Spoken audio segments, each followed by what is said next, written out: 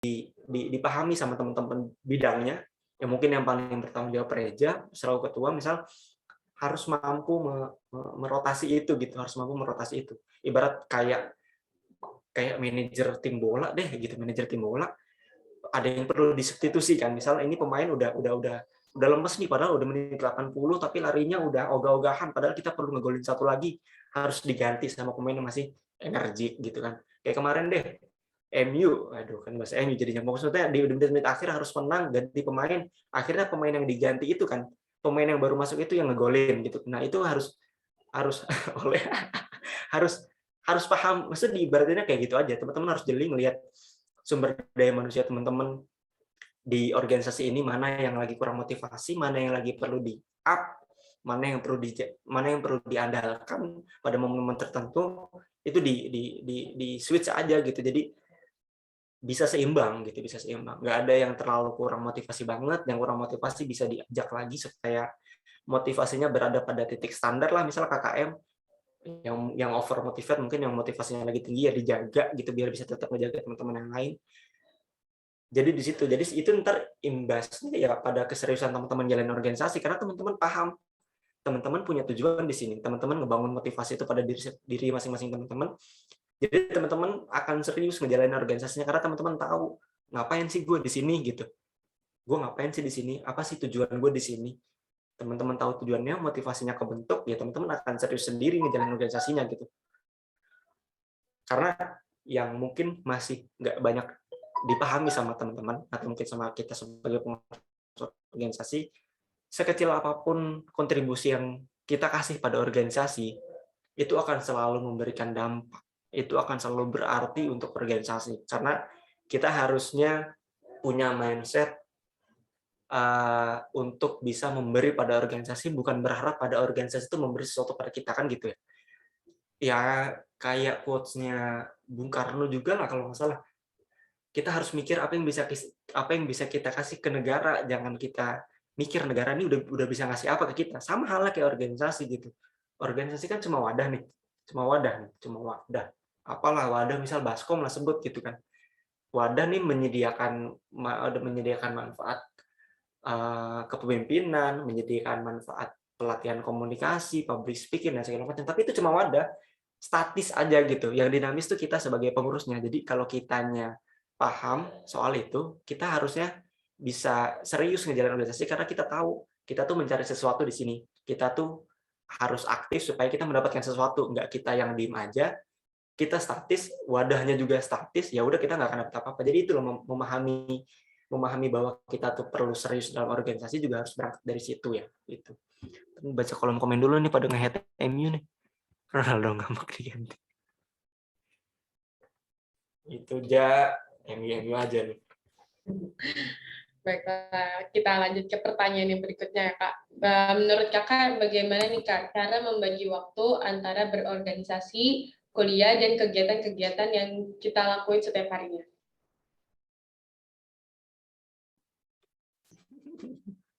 Ada Pak Haris. Membagi waktu.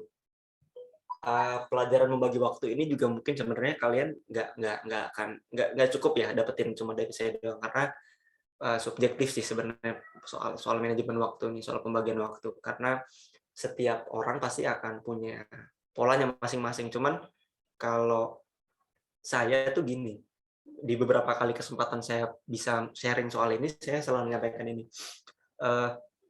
cara membagi waktu yang terbaik itu, misal contoh, kalau kita contohin di kuliah, pertama kita punya tanggung jawab kuliah, tanggung jawab individu dong, kemudian tanggung jawab organisasi, kemudian kepentingan-kepentingan lainnya deh, atau mungkin kita kerucutin dulu aja jadi 2, kuliah sama organisasi. Kadang suka bentrok nih, ada kuliah, ada rapat misal, atau ada tugas, ada rapat gitu kan. Nah, buat saya yang lagi coba saya terapin selama beberapa waktu ke belakang, cara memanage waktu yang terbaik itu dengan memitigasi ada bentrokan yang terjadi antara kedua tanggung jawab itu. Misal gini, kuliah kan tanggung jawab individu nih, tugas dan segala macamnya. Sedangkan organisasi tanggung jawab bersama, tanggung jawab banyak, tanggung jawab orang banyak lah, masalah bersama. Dan ketika kita memutuskan untuk berorganisasi, berarti kita akan bersinggungan dengan tanggung jawab yang impact-nya untuk orang banyak. Nah, kalau buat saya menjelaskan ini sebenarnya jangan sampai kedua kedua tanggung jawab ini berbentrokan, karena kalau ini dibentrokin, kalau misal terjadi bentrokan antara tanggung jawab individu maupun tanggung jawab bersama, pemahaman saya harusnya kita mengedepankan tugas yang maslahatnya buat orang banyak. Itu udah jadi konsekuensi kita karena kita memutuskan untuk menambah beban tanggung jawab kita dalam hidup dengan mempertanggungjawabkan diri kita kepada orang banyak. Kalau misalnya kita nggak pengen organisasi, ya udah kita fokus pada tanggung jawab kita sendiri aja. Jadi manage waktu buat diri sendiri. Tapi kalau kita udah mutusin buat ikut organisasi, dan organisasi ini selalu punya dampak buat orang banyak, ketika ada hal yang bentrok terjadi, kalau saya pribadi, saya akan mengedepankan tanggung jawab bersama dulu, karena bahasa kasarnya dosanya akan lebih banyak karena saya nggak akan tidak bertanggung jawab pada orang yang lebih banyak dibanding individu saya pribadi. Makanya manajemen waktu terbaik adalah memitigasi hal itu terjadi. Gimana caranya? Setiap kali kita ada waktu luang, tugas-tugas individu, tanggung jawab individu itu harus bisa kita selesaikan dengan cepat lah, dengan baik gitu. Sebelum nanti kita berlanjut kepada tanggung jawab yang sifatnya bersinggungan pada orang banyak, misal dari organisasi gitu. Jadi kalau bagi saya memanage waktu yang terbaik itu dengan memitigasi kedua tanggung jawab itu berbentrokan. Itu aja sih sarannya. Oke. Jawabannya relate banget, guys. Jadi kita lanjut aja ke pertanyaan yang berikutnya.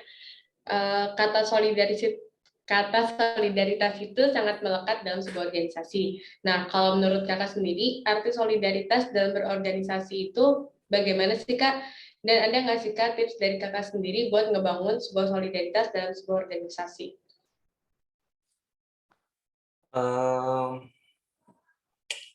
Solidaritas itu apa ya, definisi ininya kayak gampang banget dipahami solidaritas, tapi kalau definisikan kok susah ya solidaritas itu.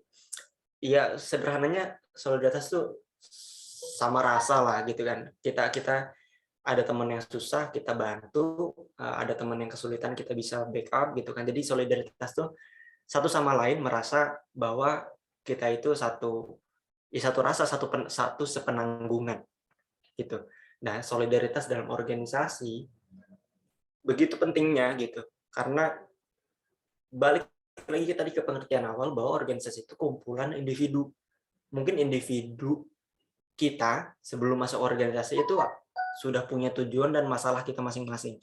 Dan ketika kita masuk organisasi, bukan nggak mungkin, justru masalah dan tanggung jawabnya akan apa ya? Akan jadi plural gitu. Yang awalnya singular doang, kita doang individu single jadi banyak gitu kan, jadi jamak gitu ketika kita masuk organisasi.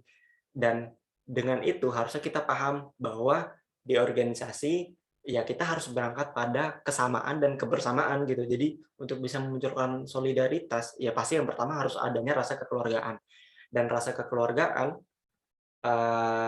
ya harus dibentuk agar organisasi ini bisa berjalan secara hangat, secara baik gitu. Karena sebelum ada solidaritas pasti ada rasa kekeluargaan dulu yang harus dibangun di organisasi. Dan cara membangun kekeluargaan sih sebenarnya saya juga nggak bisa ngasih cara ya. Maksudnya itu akan berjalan sebagaimana medan masing-masing. Misal kemarin saya berjalan pada periode yang full pandemi, bahkan tahun-tahun awal, tahun-tahun berat pandemi, membentuk kekeluargaan formula baru. Misal nanti di kepengurusan 1 tahun ke depan menemukan pola-pola baru lagi gitu. Unit keluargaannya juga udah mulai bisa dengan cara-cara baru. Jadi itu nggak bisa saya deskripsikan, nggak bisa saya jelaskan karena teman-teman harus cari sendiri nanti caranya seperti apa untuk membangun keluargaan. Tapi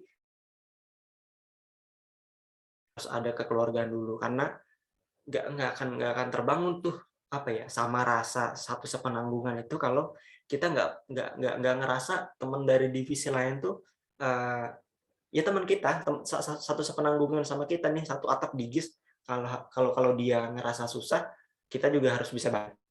Halnya juga kayak misal soal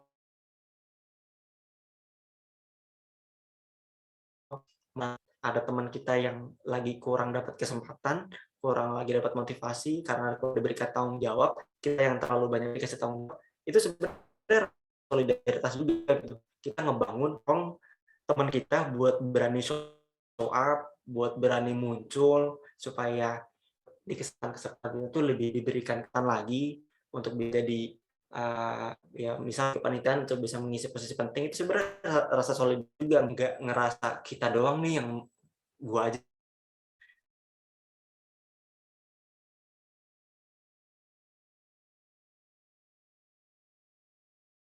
ini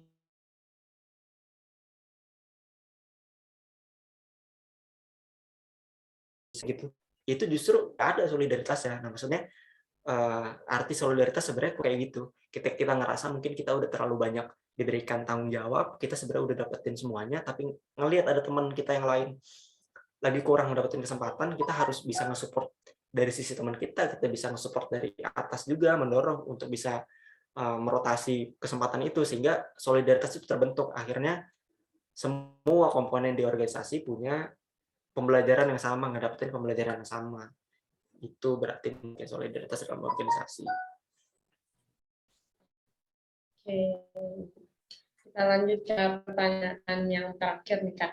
Menurut Kakak manfaat organisasi itu apa jika dengan dunia pekerjaan Kak? Jadi apa yang udah kita dapatkan di organisasi itu sebenarnya bakalan manfaat nggak sih saat kita udah ada di dunia kerja nanti? Sebenarnya disclaimer lagi karena saya juga belum kerja, gitu kan. Jadi mungkin banyak yang nggak nyambung nanti mungkin. Apa sih yang didapat organisasi pada dunia kerja gitu. Adapun kemarin saya masukin di CV, pengalaman kerja itu cuma pengalaman kerja sekitar 2 minggu kalau nggak salah, itu juga cuma jadi sebagai volunteer. Tapi yang bisa saya pahami dan selalu saya tanemin sekarang sebagai pengurus organisasi, dampaknya ke dunia kerja nanti adalah pertama, kita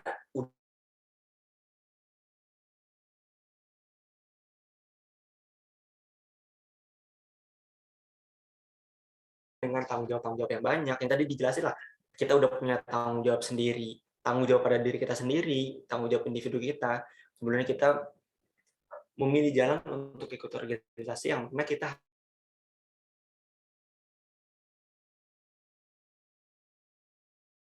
harus menerima diri kita. Jadi kita harus memprioritaskan yang mana, kita harus mengedepankan yang mana, itu sebenarnya akan berpengaruh nanti di dunia kerja, karena poin utama dari nanti mungkin di dunia kerja ya kita harus punya etos kerja yang baik dalam satu perusahaan misal atau dalam bisnis gitu. Jadi dengan ikut organisasi sebenarnya kita udah ngebangun itu dari awal. Kemudian juga yang mungkin akan berpengaruh pada dunia kerja nanti, gini sih, saya juga menanamkan poin ini ya, pada diri saya. Dengan kita berorganisasi, kita kan mungkin, kita apa ya bahasanya, kita selalu punya satu tujuan ini, misal dalam organisasi kita.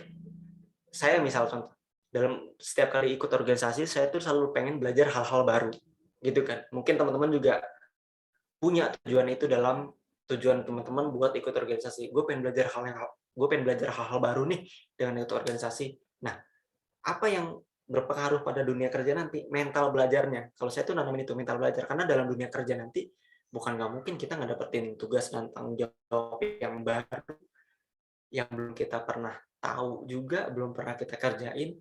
Tapi dengan belajar di organisasi, dengan ngebangun mental belajar di organisasi, itu yang akan kepake gitu. Mental belajar itu berarti kita tuh selalu siap untuk menerima hal-hal baru dan mau belajar. Itulah mental belajar itu yang penting. Sebenarnya dari konsep pendidikan kita secara utuh, dari yang saya pahami dari mulai SD, SMP, SMA hingga kuliah, sebenarnya yang diperlukan itu ya mental belajarnya itu gitu kan.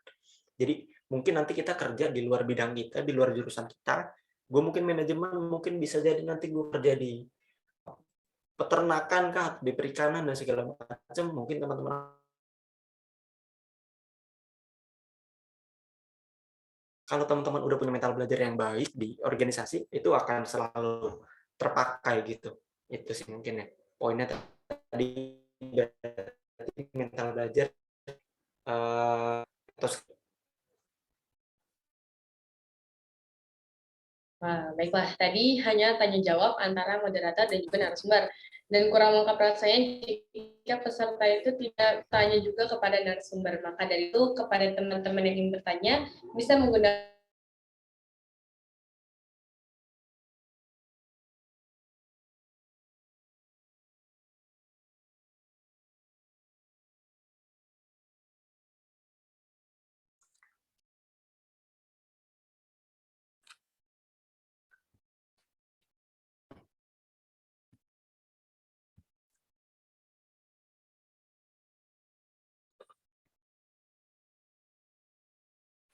Yang nanya langsung Reja lagi.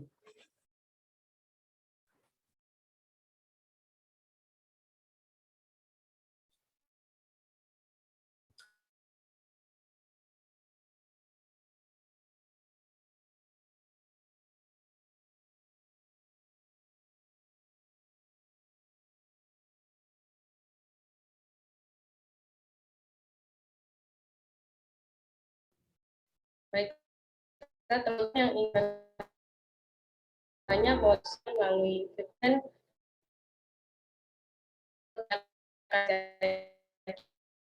kita bisa juga melalui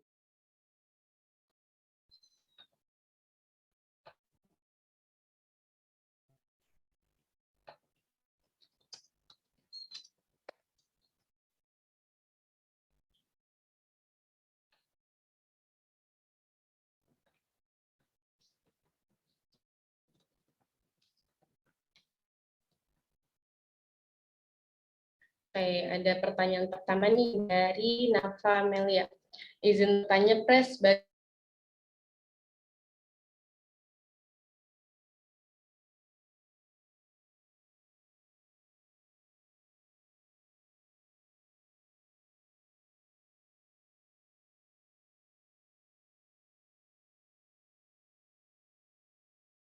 dan kepada Kak Reza dipersilakan Kak. Oke, Pres Jaki, aku mau nanya Pres, kan Pres Jaki udah angkatan 2018 ya, udah sekitar jalan 4 tahun lah di Fakultas Ekonomi dan Bisnis dan udah punya pengalaman banyak juga di beberapa organisasi intra maupun ekstra. Yang pertama yang mau ditanya itu, ada nggak sih momen yang paling pertama membanggakan, yang kedua momen paling berkesan, yang ketiga momen paling awkward, yang keempat momen paling sedih nggak sih selama 4 tahun menjadi mahasiswa yang aktif di organisasi? Nah itu pertanyaan pertama. Yang kedua, kita kan sebagai mahasiswa itu menempatkan diri sebagai orang yang bertanggung jawab nih di organisasi, di kuliah atau akademis, dan di diri sendiri ya. Dan kita tuh juga nggak bisa menampik bahwasanya kita butuh persiapan untuk mempersiapkan kehidupan setelah kuliah atau karir, keuangan, dan lain-lain ya. Kayak kita harus mempersiapkan untuk uang untuk menikah, untuk membeli rumah, dan lanjut sarjana gitu. Dan yang pertanyaannya adalah bagaimana sih pendapat dan pandangan Pres Jaki terhadap tanggung jawab hal itu atau respon dan tindakan Bang Jaki terhadap hal itu. Terima kasih.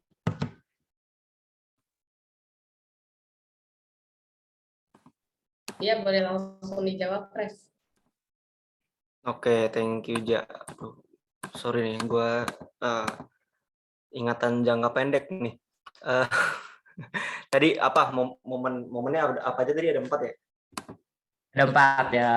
Pertama, Berkesan, yang paling membanggakan, berkesan, paling awkward, dan paling sedih lah gitu. 4. Ya. Gue pikirnya ini sih sebenarnya kalau udah berlalu tuh udah berlalu gitu. Jadi ntar ya, inget-inget dulu ya. Nggak suka ngungkit-ngungkit gitu. Tapi ya sedih. Selama hampir 4 tahun di kuliah berarti ya. Ini deh, membanggakan. Aduh, yang mana dulu ya? Saya takut salah nempatin nih. Kalau membanggakan sih pertama gue bisa masuk FEB UIN Jakarta sih membanggakan sih. Gombal. Tapi jujur sih, itu itu membanggakan dan juga berkesan lah. Maksudnya gini, mungkin dulu tuh cita-citanya jauh tinggi ya, mau di IPB, di UNS dan segala macam. Tapi sadar kalau misalnya gua nggak di sini, mungkin gua nggak akan ngedapetin ini gitu kan.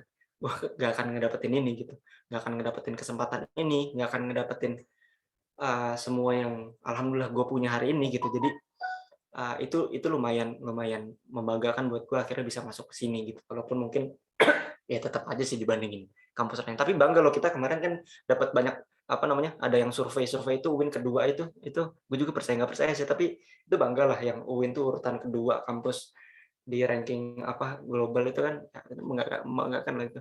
Walaupun gue juga nggak tahu tuh surveinya indikatornya apa tuh. Uh, Momen yang sedih sebenarnya, sedihnya enggak sekarang sih, sedih ini akan jadi hal yang buat gue sedih kalau ini terjadi. Kalau misalnya ini perspektif gue ya, subjektif aja. Kalau misalnya di sisa semester ke depan harus offline gitu, jadi gue kuliah 4 semester online, sidangnya offline, itu sedih sih buat gue. Itu sedih buat gue. Akan terjadi kalau misalnya itu, kesedihan yang akan terjadi ya. 4 semester online oke lah, kuliah bisa nyantai-nyantai.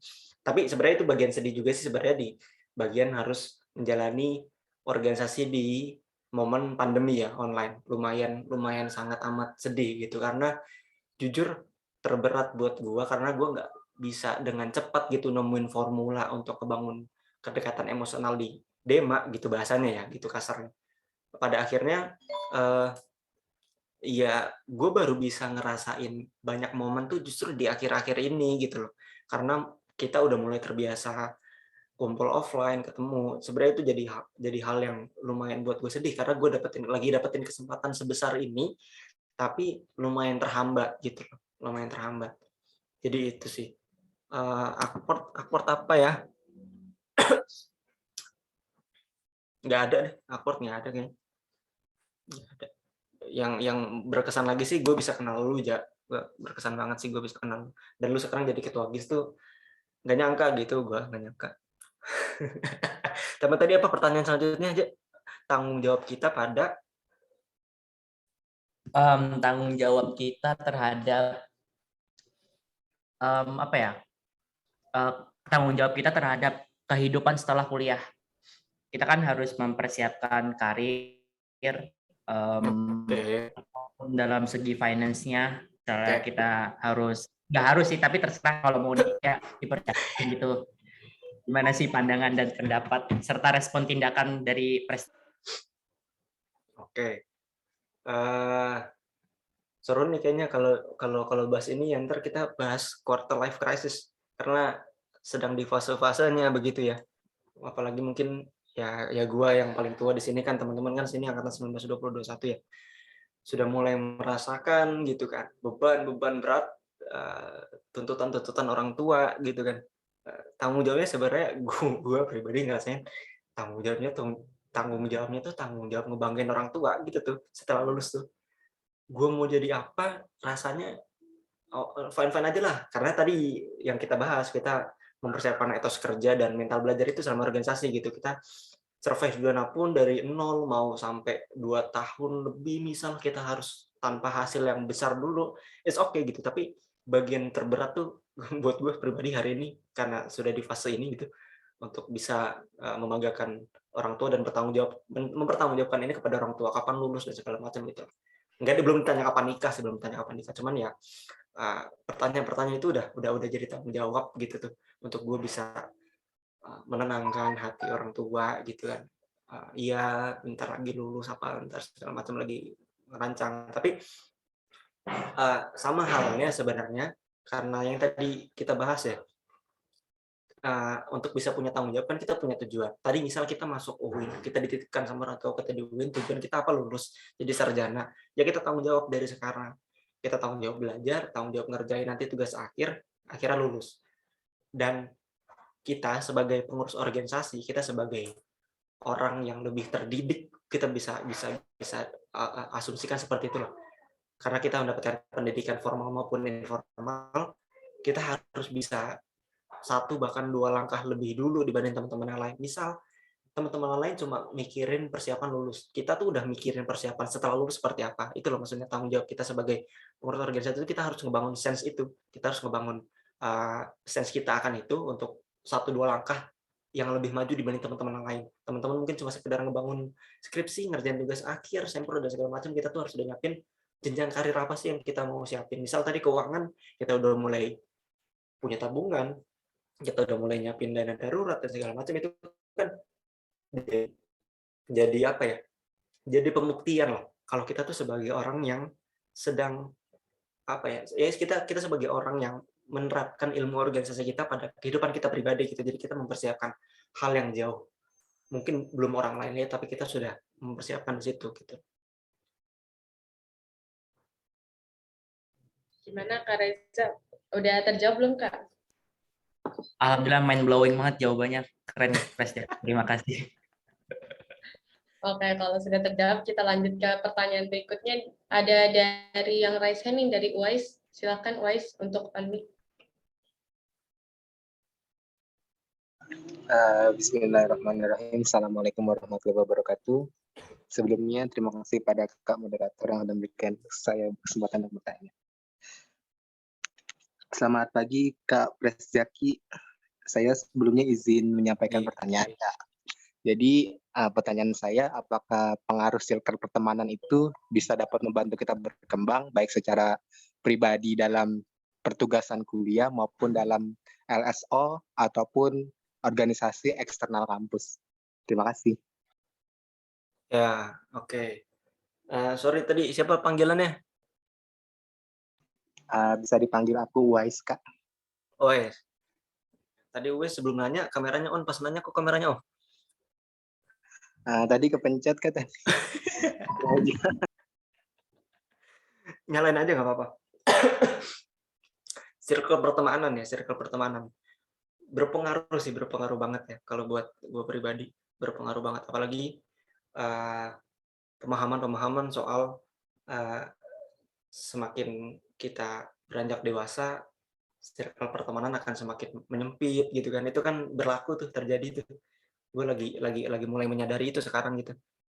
Even gue ngejabat sebagai ketua Dema pun, gue nggak ngerasa punya circle pertemanan yang besar gitu loh, paham ya? Jadi ya definisi pertemanan yang mungkin teman-teman paham lah. Teman yang bisa diajak teman yang bisa suportif, teman yang bisa diajak berkembang gitu kan. Itu nggak banyak gitu tuh, nggak banyak yang bisa diajak sharing banyak hal gitu dan punya banyak waktu. Jadi memiliki circle pertemanan itu sebagai salah satu nikmat lah, sebagai salah satu aset juga gitu, aset yang baik buat kita, apalagi di fase seperti ini ya, di fase teman-teman lagi mau ngembangin diri di kuliah, di akademik, di organisasi gitu kan, dimanapun circle pertemanan tuh teman-teman harus kalau misalnya teman-teman masih bisa milih ya, masih bisa nyari di fase nyari, cari teman-teman yang sesuportif mungkin lah gitu maksudnya. Misal apa ya contohnya ya, sampelnya. Misal mungkin tanggung jawab organisasinya udah selesai nih, tanggung jawab organisasi udah selesai. Teman-teman harus geser ke tanggung jawab individu. Kadang ada mereka yang apa ya? Padahal tanggung jawabnya udah selesai nih. Ya misal ngerjain job desk udah selesai, cuman masih mau ngobrol-ngobrol, fine aja. Cuman kadang suka gini sih, celetukan-celetukan biasa. Misal kayak udahlah nyantai dulu lah gitu kan. Nyantai dulu lah, udah ntar gampang lah tugas rumah gitu kan. Maksudnya hal kayak gitu tuh, aduh ngapain sih ngerjain, dan santai lah gitu. Maksudnya. Kadang gue menilai itu justru yang nggak suportif gitu loh. Kalau misalnya di lingkungan pertemanan suportif, mereka jadi orang yang paling paham segimanapun kita harus pergi, misalnya meninggalkan mereka dengan alasan tertentu, mereka paham gitu, nggak dengan alasan. Circle pertemanan tuh circle yang harus selalu ada dalam gimana jelasin ya, teman yang harus terus ada dalam circle gitu tuh, karena kita nggak bisa tahu juga kan kita lagi punya tanggung jawab apa, setelah itu kita harus ngerjain apa gitu. Maksud gua circle pertemanan tuh sangat amat penting, dan kalau lu masih bisa nyari dari sekarang, carilah yang sesuportif mungkin gitu. Sebelum nanti akhirnya di akhir nanti lu akan kebingungan nyari teman seperti apa. Kadang gue gini juga nih. Gue dulu kadang suka suka apa ya bahasanya, suka salty-saltyin orang yang dari awal tuh udah ngegeng-geng gitu tuh. Ngapain sih lu nggak punya teman banyak ngegeng-geng. Tapi di titik ini gue sadar itu tuh jadi aset lo buat buat lu di akhir gitu tuh. Geng-geng yang memang bagi lu tuh suportif akan terus dan harus lu jaga sampai akhir gitu tuh. Gue kadang nggak habis pikir sama orang-orang seperti itu dulu di awal ya, tapi akhirnya sekarang gue nggak ngerasain itu gitu loh, nggak ngerasa punya circle pertemanan yang cukup solid gitu tuh, karena gue nggak berangkat dari situ dari awal. Akhirnya gue sadar kalau itu juga sebagai salah satu investasi. Akhirnya gue nggak bisa tetap mengecap buruk orang-orang mainnya geng-gengan banget dari awal. Jadi oke, fine itu urusan lu, tapi urusan sosialisasi ke yang lain ya lu harus paham, udah cukup sampai situ aja gitu jadinya, karena gue tahu di akhir tuh jadi aset ternyata buat lu gitu tuh. Itu sih paling wes. Terima kasih atas jawabannya Kak Zaki. Sehat selalu ya Kak. Iya, makasih wes. Wes jurusan apa? Aku dari Perbankan Syariah 2021 Kakak. Masih semester 1. 2021. Oke, sukses juga ya. Baik Kak. Ya. Oke, kita lanjut ke pertanyaan berikutnya ya Kak. Ada dari Nafa Melia. Meila, bagaimana supaya dalam ada masalah pribadi? Yang baik atau mas pribadi. Nanti kayak sama circle pertemanan itu kalau teman-teman punya, teman-teman bisa manfaatin ini. Misal di satu job desk organisasi, teman-teman lagi berbentrokan dengan masalah pribadi atau mungkin lagi ngedapetin mood yang nggak baik. Pertama, kalau teman-teman punya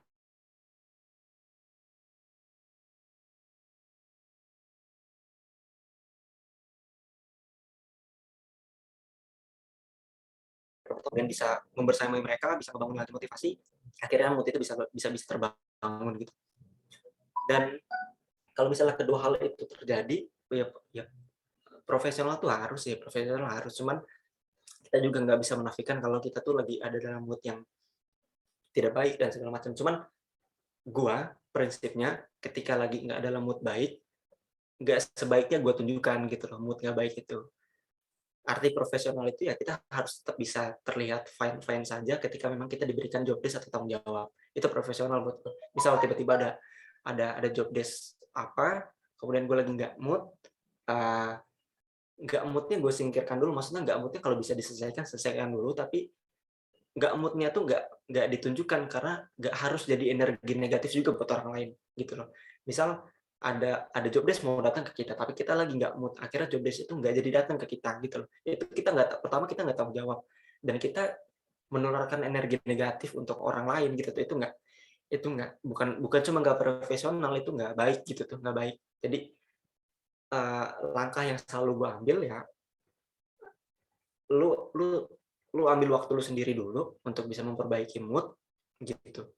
Kemudian baru kembali mengerjakan tanggung jawab secara profesional. Ataupun hal itu berbentrokan, sebenarnya ini bukan ilmu pasti yang bisa dijelaskan secara apa ya? Maksud gue ini jadi kemampuan yang akan terus teman-teman harus asah gitu, maksudnya untuk bisa menjaga profesional dalam kondisi mood yang tidak baik gitu. Nggak bisa dijelaskan secara teori gitu tuh, maksudnya nggak bisa dijelaskan secara saintis. Ada jurnalnya kah atau apa, nggak bisa, karena mood nggak baik kan kaitannya sama tadi emotional intelligence kita kan. Kita bisa memahami emotional intelligence kita seperti apa, kondisi emosional kita seperti apa, kita lagi nggak baik, kita menanggulangi seperti apa gitu. Jadi ini tuh jadi cara yang akan teman-teman perlu asah terus aja gitu di organisasi. Dan itu pentingnya organisasi kan jadi tempat belajar.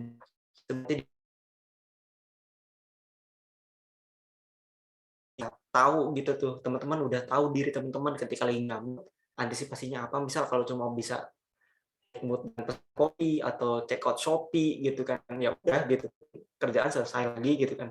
Gue lagi nggak mood, gue pengen check out jaket, lagi pengen check out tas gitu kan, check out atau minta doi yang check out gitu, sayang check outin ini aku dong gitu. Pokoknya biar gue tetap balik lagi ke mood kerja, ya gimana pun saya kan jadi teman sendiri yang tahu gitu. Itu jadi pembelajaran, jadi proses teman-teman sendiri aja. Teman-teman dapetin feel ya, teman-teman tahu diri teman-teman tuh kalau dalam kondisi tertentu menanggulangi seperti apa. Itu sih paling. Oke, Thank semoga you ya. jawaban dari Kak Zaki terjawab ya, Nafa. Thank Oke, you, baiklah Nafa. kita lanjut ke pertanyaan berikutnya, yaitu dari Kak Bagja. Halo Pres, mau nanya, bagaimana Kak Pres handle gejolak-gejolak masalah yang ada di organisasi? Boleh Pres diceritain dong pengalamannya selama menjabat di DMAF, lalu regenerasi itu seperti apa Pres? Terima kasih sebelumnya. Langsung Pres. Gejolak yang ada di organisasi. Aduh, tahu kan gejolak gue dari siapa? Gini sih, paling kalau di Dema yang tadi gue ceritain ya, bagian kedua di itu ya menjalin organisasi di pandemi itu lumayan jadi gejolak gitu karena gue nggak bisa dapetin pendekatan emosional satu sama lain ke pengurus gitu tuh. Begitupun pengurus antar pengurus, misal pengurusnya terlalu fokus di bidangnya masing-masing, di departemennya masing-masing, atau mungkin kementerian bahasa Demabar ini, jadi nggak bisa saling mengenal gitu, know each other di kementerian lain gitu. Itu jadi sebuah masalah gitu tuh, jadi sebuah masalah yang mungkin lumayan kurang cepat gue menyelesaikannya gitu di selama kepengurusan kemarin ya, gitu, gejolak-gejolak seperti itu yang akhirnya menimbulkan dampak-dampak yang lain gitu. Mungkin sekedar job desk dan tanggung jawab di kementerian gua, per kementeriannya bisa selesai, tapi nggak cukup sampai situ gitu. Gejolak itu akan muncul ketika misalnya ada keperluan yang mempertemukan antar kementerian gua misal, karena mereka nggak bisa ngedapetin kesempatan pendekatan emosional yang lebih, akhirnya muncul misal miskomunikasi atau muncul ketidakcekatanan dalam bekerja karena belum ada rasa kekeluargaan, belum ada rasa emosional gitu kan. Itu imbasnya akan memperlambat kinerja organisasi gitu tuh. Dan kalau soal regenerasi gimana ya? Spesifiknya pertanyaannya gimana aja soal regenerasi yang baik itu? Maksud lu arahnya mau kemana nih?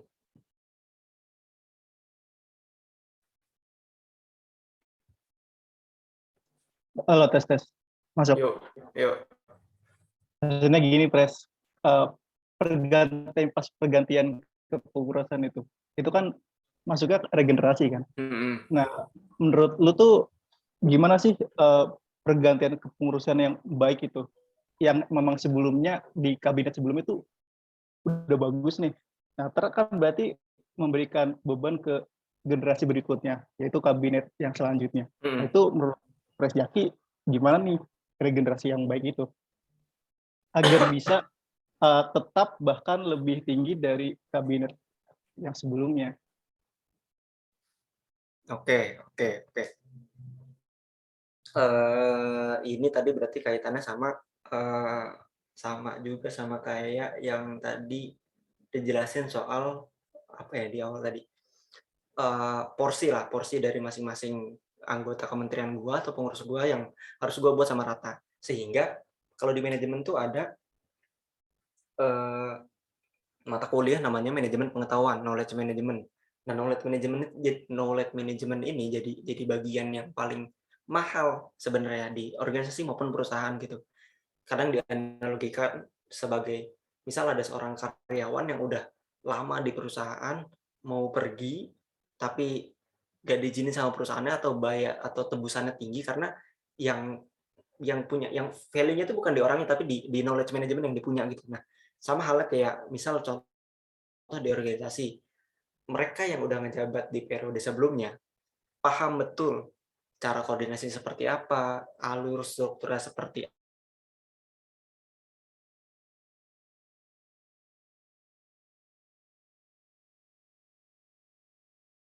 apa, nanti mungkin ada yang nggak melanjutkan dan segala macam, tapi semua dibuat sama rata dulu pemahamannya, kemudian mereka yang dapat kesempatan selanjutnya ya mereka menurunkan itu terus gitu.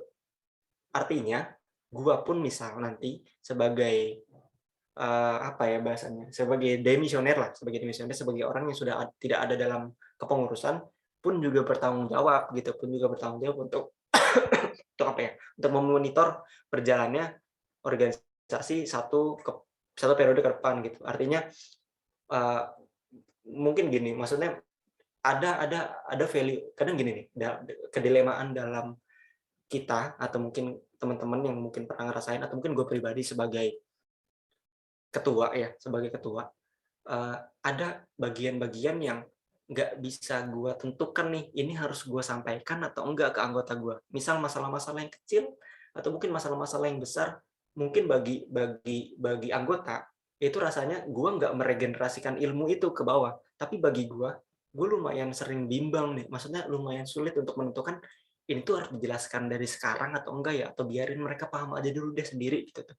Nah, sebenarnya di bagian-bagian itu yang nanti pada waktunya gue pun masih akan bertanggung jawab untuk bisa menjelaskan itu ke bawah gitu loh. Karena itu tadi kedelemaan yang mungkin nggak teman-teman paham atau mungkin yang teman-teman perlu tahu sebagai seorang pemimpin tuh kadang ada nih hal yang mengganjal di kepala, tapi nggak bisa disampaikan langsung ke teman-teman anggotanya karena ya itu tadi biarin antara mereka belum waktunya untuk menerima itu atau kita percaya bahwa pada waktunya mereka akan paham sendiri gitu.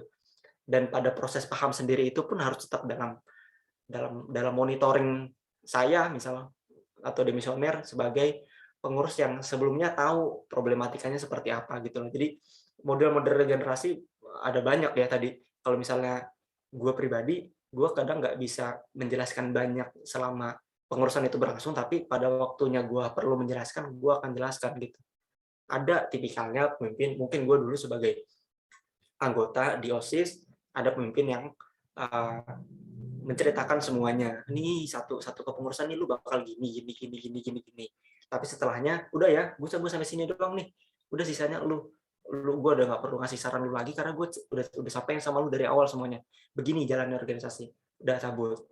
Ada yang dia nggak bisa jelasin semuanya di awal, tapi pada beberapa momen nanti itu terjadi, dia masih mau menemani atau masih mau apa ya menjadikan si pengurus selanjutnya untuk jadi tempat cerita mereka lah bahwa masalah-masalah ini nih gue juga dulu hadapin sebenarnya dan cara lu ngadepin tuh harusnya gini kalau dulu gue gini. Jadi model regenerasinya yang gue tangkap tuh yang pernah gue alamin ya begitu sih. Cuman kalau gue pribadi ya tadi gue nggak selalu bisa menjelaskan banyak di awal, tapi pada waktunya gue akan yakin mereka akan paham dan gue akan bisa bantu menjelaskan itu gitu maksud gue regenerasinya. Gitu mungkin. Gimana? Udah kejawab belum, Kak? Mantap. Thank you, Kak. Thank you, Nida. Oke, lanjut ke pertanyaan berikutnya nih, Kak. Ada dari Kak Gailan, izin bertanya, Pres. Saya punya rival organisasi ini.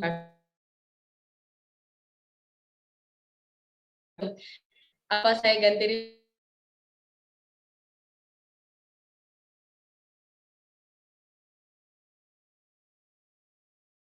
Gailan Pradesh. Siapa panggilannya? panggilannya Kak Gailan ya, Kak? Gailan. Bener, Gailan. Ganti aja. Karena ya udah lu udah menang jauh kan malah turun nanti bisa-bisa atau kekejar sama Bagja. Benar itu. Ganti rival siapa misal tapi siapa yang di atas Bagja rival yang bisa lu jadiin rival? Tapi lu menang dalam kompetensi apa aja coba ngomong coba. Boleh Kak Gailan kalau ada.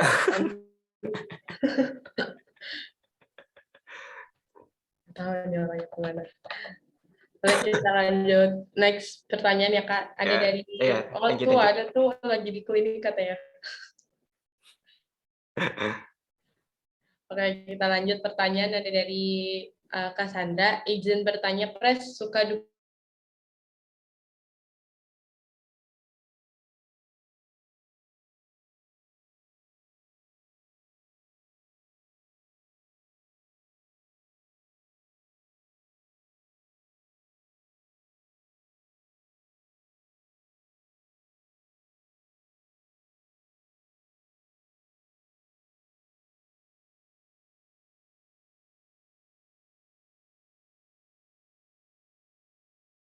ikut OSIS terus di SMA atau di MAN ikut OSIS. Jadi udah terbiasa gitu, apa namanya, berkehidupan sosial atau mungkin berinteraksi lah. Sampai sampai gua yang di SMA jurusan IPA aja bisa lintas jurusan ke sosum ya, dari saintek ke sosum itu mungkin gua mengasumsikan karena gua lumayan suka berorganisasi gitu tuh. Jadi sense sosial gua yang berkembang, bukan sense saintis gua yang berkembang gitu tuh. Jadi gua yang anak IPA, cuek lah gua IPA, fisika udah nggak masuk, kimia udah nggak ngerti gitu. Jadi murtad ke sosum, akhirnya gua ngambil ekonomi di manajemen gitu. Karena suka duka ya kalau bisa dibilang ya passion ya, bisa dibilang mungkin passion karena gue senang juga gitu tuh. Sulit aja gitu hidup sendiri, maksudnya sulit hidup sendiri tuh gue kadang dalam satu lingkungan, gue tuh selalu pengen bisa kenal dia dan dikenal sama dia gitu tuh, sama siapapun gitu tuh. Nggak tahu kenapa, karena gue ngerasa suatu saat mungkin gue akan perlu dia atau gue akan bisa bantu dia, gue bisa minta tolong dia gitu tuh. Jadi selalu ngerasain itu gitu tuh. Jadi memang gue suka aja pada dasarnya. Dan kalau duka, sebenarnya kerasa duka sekarang karena organisasi itu kadang orang bilang sebagai investasi jangka panjang ya. Maksudnya gini, ada waktu-waktu yang nggak gue punya sebagaimana orang yang nggak organisasi punya gitu tuh. Misal hangout kemana-mana, jalan, main, segala macam. Mungkin juga udah bisa mulai kerja, sedangkan gue masih harus sibuk organisasi, udah sibuk, yang lain udah pada sibuk magang, udah punya waktu buat pengembangan diri masing-masing, udah punya waktu buat meneruskan tanggung jawab individunya masing-masing, sedangkan gue harus terus meneruskan tanggung jawab gue di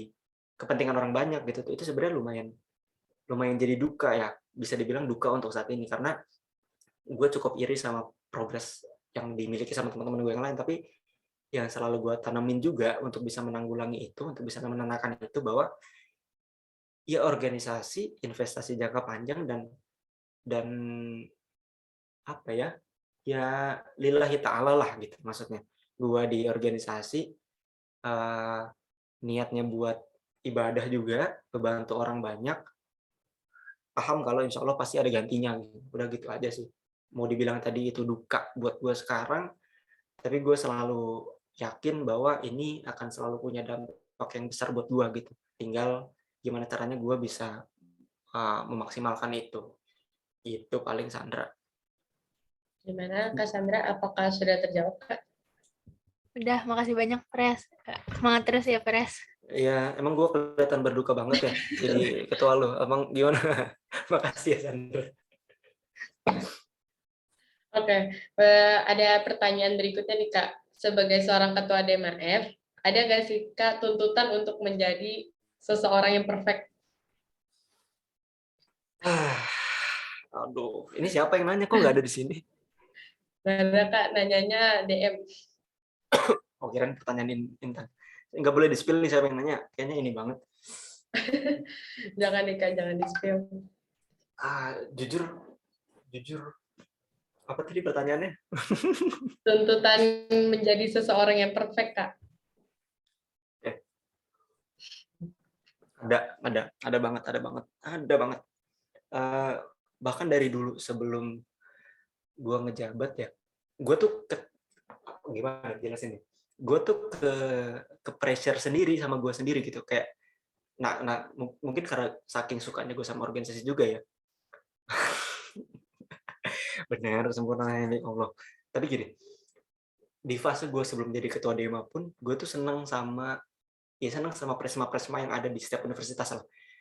Sesimpel gue kayak suka stalking IG mereka gitu kan, kayak wah jadi ketua BEM nih, jadi presma nih kayaknya harus keren, kalau ngepost harus bikin caption yang menggugah, harus yang kritis banget sama pemerintah lah segala macam. Itu lumayan mengganggu buat gue di awal gitu tuh. Kayak harus perfect banget nih, karena gue pasti dilihat, karena gue pasti dinilai, gue pasti dituntut banyak hal. Tapi pada fasenya, pada masa-masa ya belum nggak lama lah, akhirnya gue bisa menenangkan diri gue sendiri bahwa ya udah, yang penting tuh kita jadi diri sendiri aja gitu. Kita nggak perlu niru orang lain, kita nggak perlu jadi orang lain, yang penting tuh jadi diri kita sendiri. Teman-teman bisa beneran deh bisa baca di postingan gue sendiri ya di IG. Itu caption yang gue buat sendiri untuk bisa menenangkan diri gue kalau gue nggak harus jadi orang lain yang gue lihat perfect jadi ketua BEM misal. Gue cukup jadi diri gue sendiri aja. Ini postingan Februari tanggal 7, itu berarti masih 2 bulan lah Dema gitu. Gue berusaha menenangkan diri gue kan itu. Jadi kalau tadi dibilang tuntutan ada, justru tuntutannya datang dari diri gue sendiri gitu. Jadi yang bertanggung jawab untuk menenangkan ya diri gue sendiri juga gitu. Jadi tapi pada akhirnya pressure itu nggak begitu larut buat gue karena gue berusaha memahami diri gue sendiri bahwa ya udah gitu, gue jadi diri gue sendiri aja karena setiap orang punya gaya kepemimpinan masing-masing, setiap orang punya karakter masing-masing gitu, setiap orang pun menghadapi masalahnya masing-masing yang berbeda, jadi nggak perlu jadi orang yang sama mereka, sama kayak mereka, cukup jadi diri sendiri aja gitu paling. Terima kasih pertanyaannya. Oke, sambil nunggu pertanyaan nih teman-teman, kalau masih ada yang mau ditanyakan karena masih ada waktu, boleh langsung chat di Zoom atau raise hand aja ya. Sambil nunggu pertanyaan, ada satu pertanyaan lagi nih Kak. Bagaimana caranya tetap konsisten dan bisa memberikan 100%-nya untuk setiap organisasi yang diikuti, sedangkan dia adalah seseorang yang multi amanah? Gimana caranya bisa 100%? Di organisasi misalnya dia organisasinya ada banyak nih Kak, dan bagaimana dia cara memberikan dirinya itu di organisasi tersebut 100% gitu Kak. Mungkin totalitas di dalam sebuah organisasi, tapi dia tuh ikut organisasinya banyak gitu Kak. Oke. Buat gue nggak bisa sih. Buat gue nggak bisa 100% ketika lu punya 2 bahkan lebih dari 2 organisasi ya. Amat sangat sulit gitu. Pasti akan ada tanggung jawab yang lu kesampingkan. Kayak simple gue jadi ketua Dema dan juga jadi pengurus di asrama. 2 hal yang cukup fundamental, kedua-duanya perlu dijalani karena asrama sebagai tanggung jawab gue bisa tinggal 2 bahkan 3 tahun lebih lama karena ada tanggung jawab sebagai pengurus, tapi di Dema juga gue jadi ketua gitu. Dan nggak bisa 100% dua-duanya. Gue mengakui itu dan mungkin juga gue perlu menjelaskan ini gitu. Akan selalu ada yang lu prioritaskan gitu. Akan selalu ada prioritas dalam hidup lu. Nggak bisa prioritas tuh 2 hal gitu, nggak bisa gitu.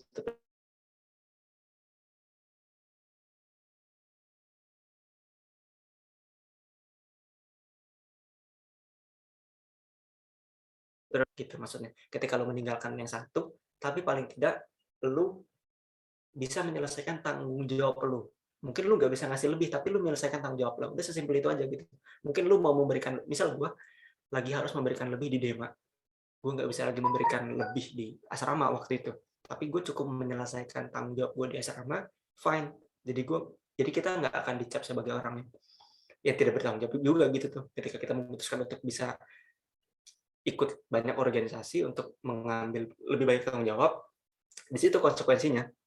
Gue bisa bilang nggak akan bisa 100% semuanya, tapi lu bisa menyeimbangkan semuanya gitu tuh. Nggak harus, dan memang menurut gue nggak harus 100% semuanya sih.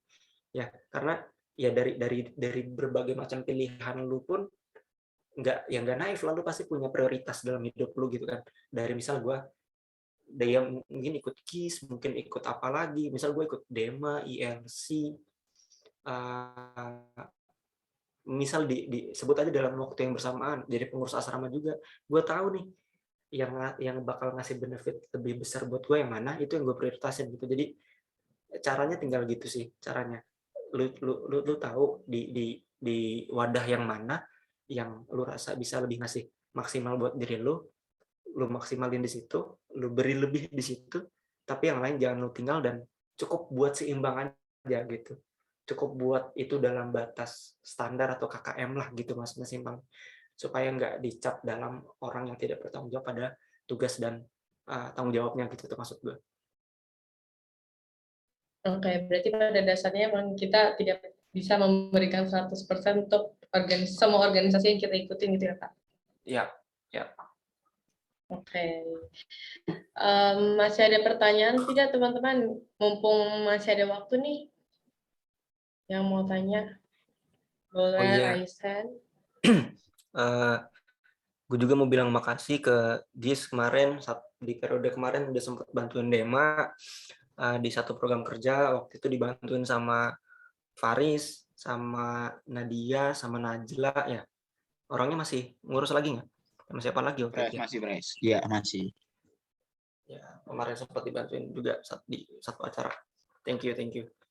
Mudah-mudahan urusan depan bisa collab lagi bisa sama Dema. Siap, Pres. Tadi ada yang rasain tuh? Iya, tadi ada yang resen dari Eka. Ya, Eka boleh on mic aja, Kak. Assalamualaikum warahmatullahi wabarakatuh. Selamat siang, Pak Zaki. Jadi tanya, jadi kan kalau kita masuk organisasi itu pasti punya tujuan tertentu. Nah, ketika kita udah mendapatkan tujuan atau benefit tersebut, terus kita tuh jadi kayak nggak punya tujuan lagi. Jadi kayak, ngapain nih, males banget nih project-project ngelaksanainnya. Nah, itu apa sih yang harus kita lakuin supaya bisa bisa dikerjain gitu dengan enak hati. Terus pertanyaan kedua mau nanya juga, kalau misalnya kita di dalam suatu organisasi itu kita kayak lama, misalnya mengikuti 2 periode, 3 periode dalam organisasi tersebut, apakah itu bakal menambah kita menjadi berkembang?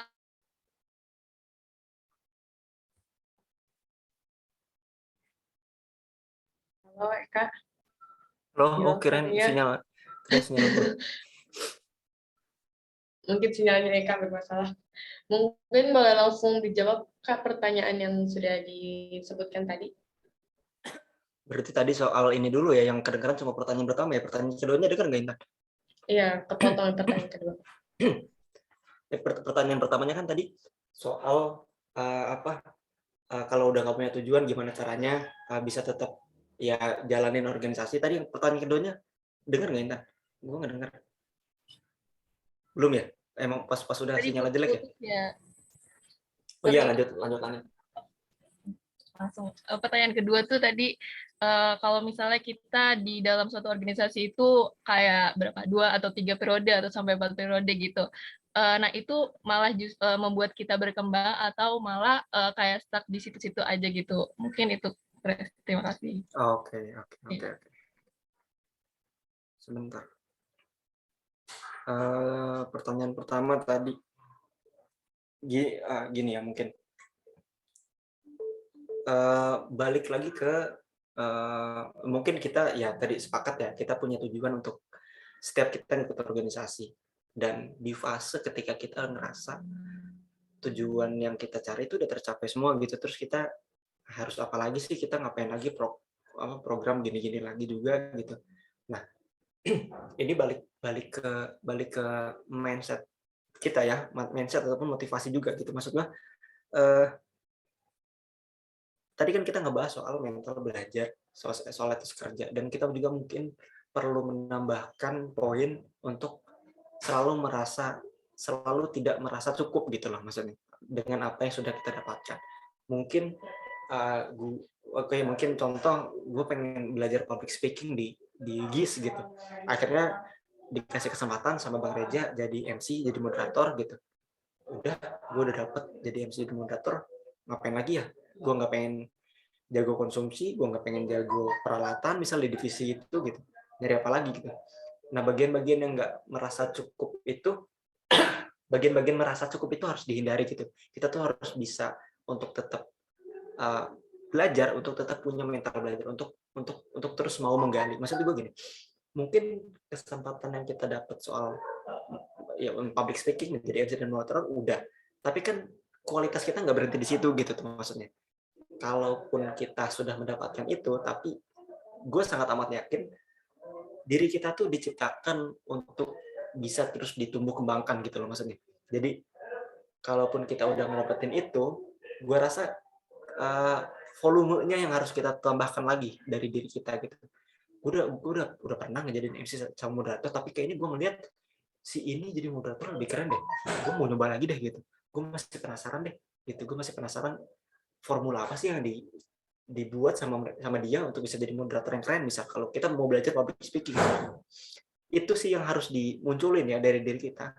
Jadi ketika tujuan kita mungkin udah tercapai, tapi kita harus meningkatkan volumenya gitu, meningkatkan volumenya dari yang kita menentukan tujuan kita di angka 7 misal, tapi masih ada orang yang kita lihat lebih, ya udah kita belajar lagi, kita cari tahu lagi, kita cari kesempatan lagi, akhirnya organisasi itu nggak akan pernah habis buat kita gitu tuh. Kita nggak akan ngerasa cukup di organisasi, akhirnya kita terus mau belajar walaupun tadi kita udah ngerasa tujuan kita udah tercapai gitu. Dan pertanyaan yang kedua, soal ngejalanin organisasi berperiode-periode ya, ya itu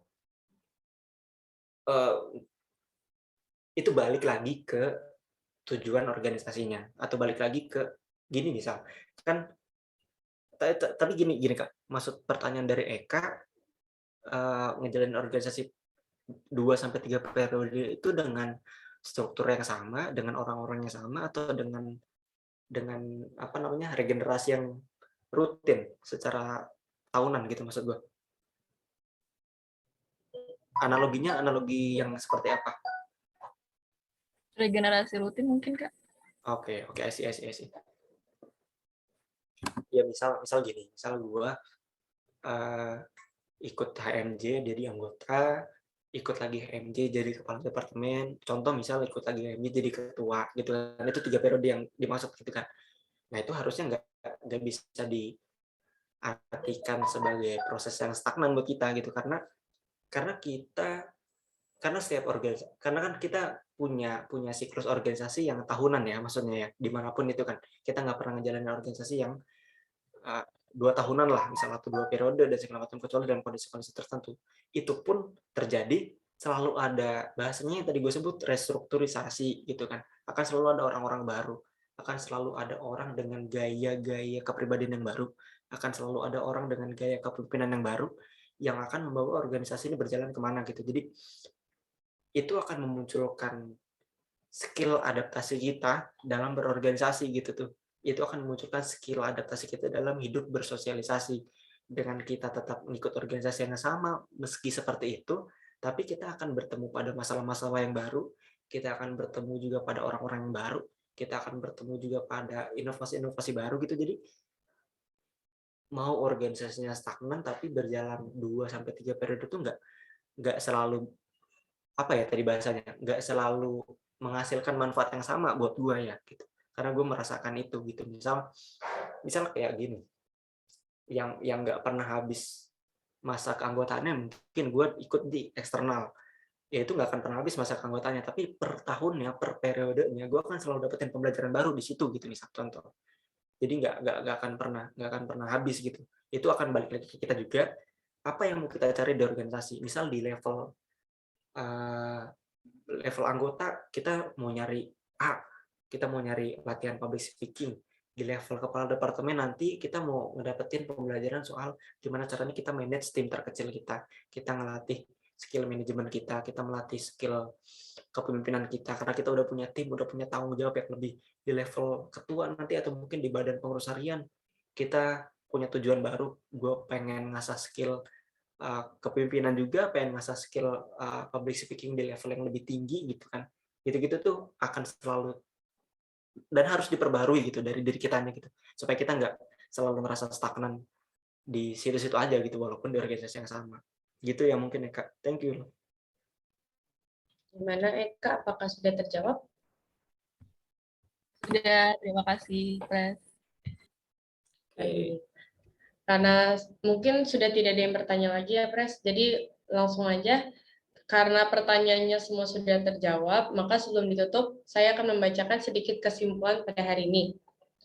Pada hari ini adalah membahas tentang tanggung jawab solidaritas di sebuah organisasi. Nah, kita ini tanggung jawab terdapat di organisasi dan juga tanggung jawab pada diri kita sendiri atau individu masing-masing. Nah, tanggung jawab individu masing-masing saat belajar di organisasi itu kita harus bersungguh-sungguh dan menentukan apa sih tujuan kita saat bergabung di divisi atau bergabung di organisasi tersebut. Nah, tadi juga kita membahas tentang penting atau tidaknya mengikuti sebuah organisasi. Jawabannya adalah penting, karena dengan mengikuti organisasi kita akan melatih skill sosialisasi kita, cara mengolah waktu, cara berkomunikasi, dan tentunya cara bertanggung jawab.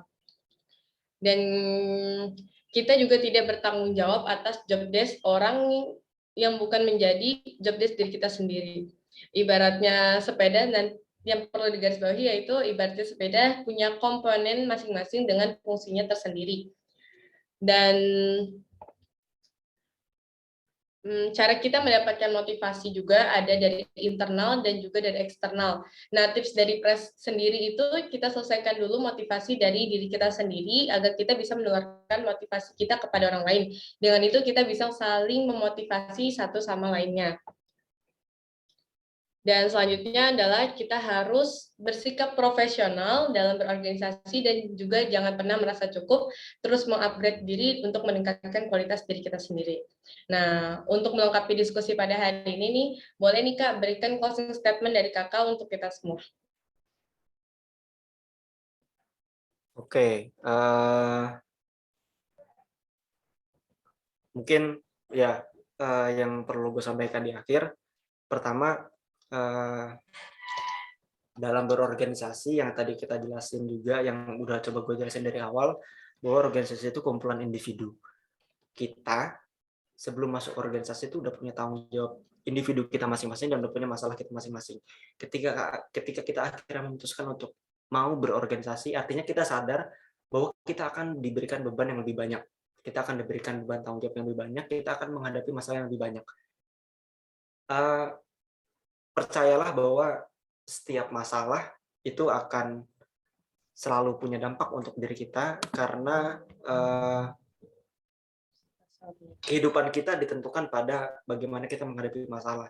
Orang yang besar tuh bukan orang yang punya jabatan besar, tapi orang yang besar tuh orang yang mampu mengatasi dan menghadapi masalah sebesar apapun. Jadi percayalah bahwa masalah-masalah yang akan teman-teman hadapi di organisasi ini itu imbasnya akan balik buat diri teman-teman. Percayalah bahwa ini sebuah investasi jangka panjang buat teman-teman semua.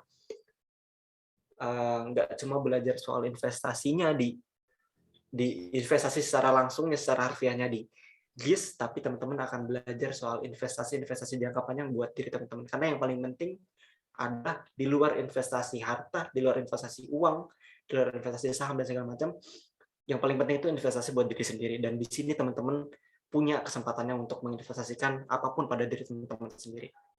Mungkin itu dari gue. Sekali lagi, makasih banyak buat GIS atas kesempatannya. Sebuah kehormatan diajak GIS untuk sharing-sharing di kajian organisasinya. Semoga GIS dalam satu periode ke depan bisa punya kekeluargaan yang maksimal, bisa punya anggota-anggota yang sama-sama bertanggung jawab di organisasinya, dan bisa memaksimalkan satu periode ke depan untuk bisa mengembangkan dan membawa nama GIS ke kancah yang lebih luas. Terima kasih. Amin. Terima kasih kembali Kak. Closing statement tadi menjadi penutup pada sesi kita pada hari ini. Saya ucapkan terima kasih banyak kepada Kak Zaki yang sudah meluangkan waktunya untuk membagikan ilmu dan juga pengalamannya kepada kita semua. Senang bisa berbincang secara tidak langsung dengan Kak Zaki. Semoga sehat, sukses, dan berkah selalu ya Kak. Terima kasih juga untuk teman-teman yang sudah aktif berdiskusi kali ini. Pembahasan yang sangatlah menarik dan tentunya pasti bermanfaat untuk kita semua.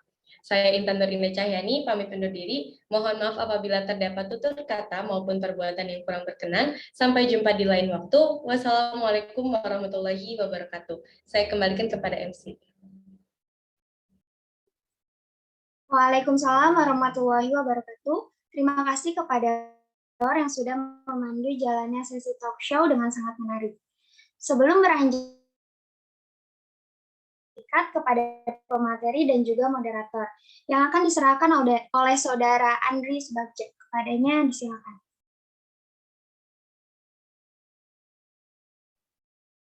Halo, tes. Masuk ya? Oke. Terima kasih Novel atas kesempatannya. Halo Pres, apa kabar nih Pres?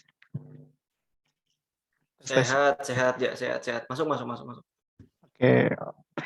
Pertama-tama dan paling utama, gue mau ucapin terima kasih banyak ke Pres Zaki nih atas kesediaannya menjadi narasumber, sharing-sharing ilmu dan pengalaman ke forum GIS mengenai keorganisasian, terus alur terjal di dalamnya, dan bisa menjadi suatu motivasi dan pengalaman yang lebih buat kita semua gitu. Bisa jadi pelajaran untuk anak-anak GIS bisa survive di GIS selama 1 tahun ke depan. Maka dari itu, gue mewakili teman-teman GIS dengan bangga memberikan sertifikat ini kepada Pres Jaki sebagai apresiasi kami nih Pres, atas kesediaannya dan sharing-sharing kepada kita di hari ini. Semoga bermanfaat dan mohon diterima ya Pres.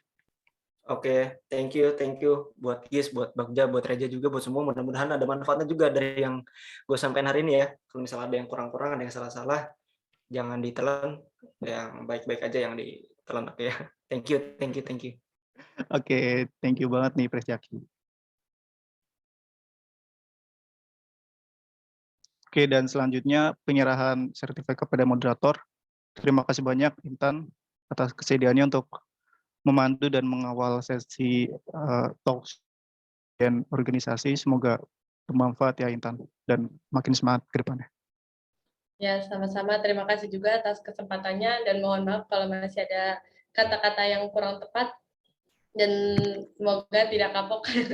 Terima kasih, diterima sertifikatnya. Aku tidak kapok. Mantap. Tetap semangat. Oke, thank you semuanya. Selanjutnya kepada MC. Saya persilakan. Baik, langsung saja kita beranjak ke acara selanjutnya, yaitu sesi foto bersama. Kepada para peserta, diharapkan mengaktifkan videonya dan mempersiapkan senyum terbaiknya. Sesi foto bersama ini akan dipandu oleh operator. Kepadanya disilakan.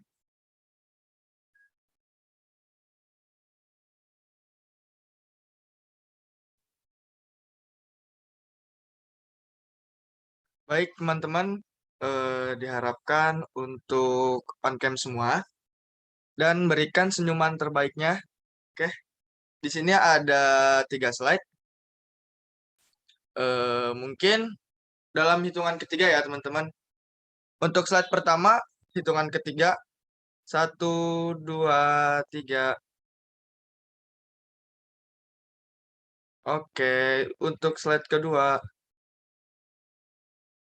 1, 2, 3.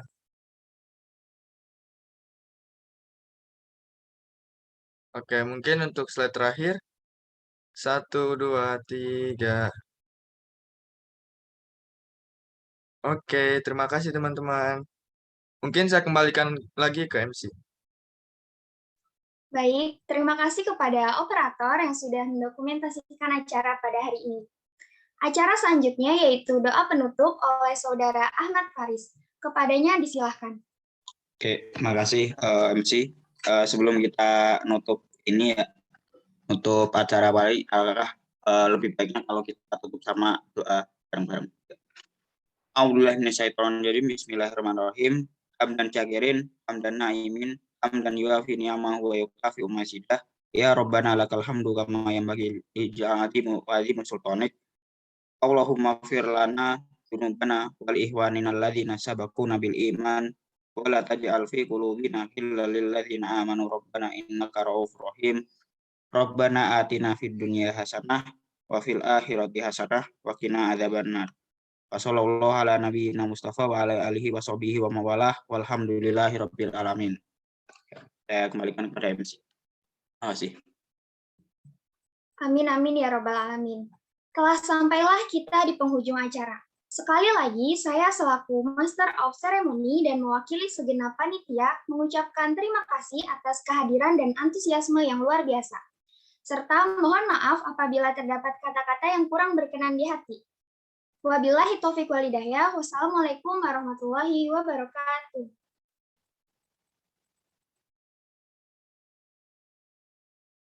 Oh ya, diingatkan kepada teman-teman semua, jangan lupa untuk mengisi absensi yang telah disebar di room chat.